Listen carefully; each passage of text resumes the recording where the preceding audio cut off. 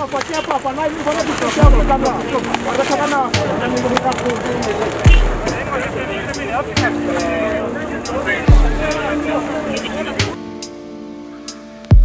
like to lay out for you very clearly what the world is facing at this very moment. At the same time, while we're dealing with COVID-19 pandemic, we're also on the brink of a hunger pandemic. We're already facing a perfect storm. So today with COVID-19, I want to stress that we're not only facing a global health pandemic, but also a global humanitarian catastrophe.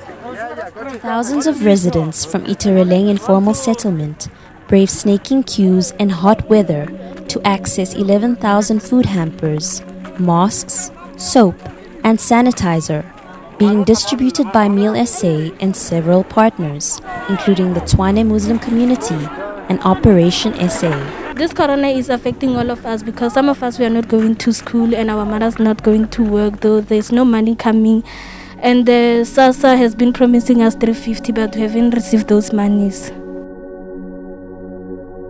My name is Unalena Precious Ntutang, and this is my family.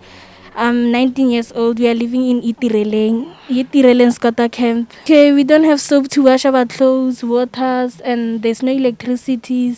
The people who are working on electricity have been on hold because of this virus. So we don't know when we are going to get the electricity. They're taking their time. And also some water. We are struggling with water. Sometimes the water doesn't come out. We don't have the paraffin for a stove, so sometimes we don't cook. We are struggling. Yes, I'm a single mother with 3 children. Yes. So I just get the piece job sometimes. I get the piece job and then I get the money for SASA for the kids. So that's why I get something on the table, food, and you see, yes. It's very difficult for us to stay 1 meter away from each other because we are staying in a small area. We are very scared of this virus because they haven't found a cure for this virus. Sometimes when we hear someone coughing, we get very scared because what if that person have the virus or what? Because we are living together and a lot of things are happening here in Skrepeng. The waters on the street can cause the virus, many things. The government is not care about the people staying with Squatter. We think so. They just look for the people staying at the location and the town. And they didn't come here to test us about corona here in Scotta camp.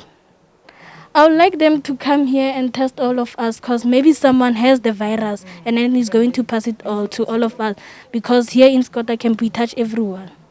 Been the same here in Scotta camp because the government doesn't care about us. Government know us when we go to the boat. Yeah, they go house to house. After that, government is gone. They didn't care about us. Electricity, since we waiting for the RDP, electricity we waited. Sometimes we don't have water. The water is not coming in the tap. We suffer. Gloria said she's grateful for Meal SA and their partners, but the food and PPE would only help for a couple of days, and she's concerned about how she'll feed her family thereafter. However, organizers have said they'll return if needed. This operation has caught international attention because of the great number of people that it supports during this lockdown.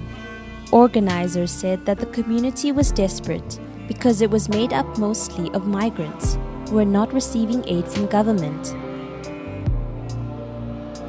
COVID-19 pandemic could almost double the number of people suffering acute hunger, pushing it to more than 250 million by the end of 2020, the United Nations World Food Programme has warned. Meal SA said they're stepping in to make a difference because nobody deserved to die from starvation.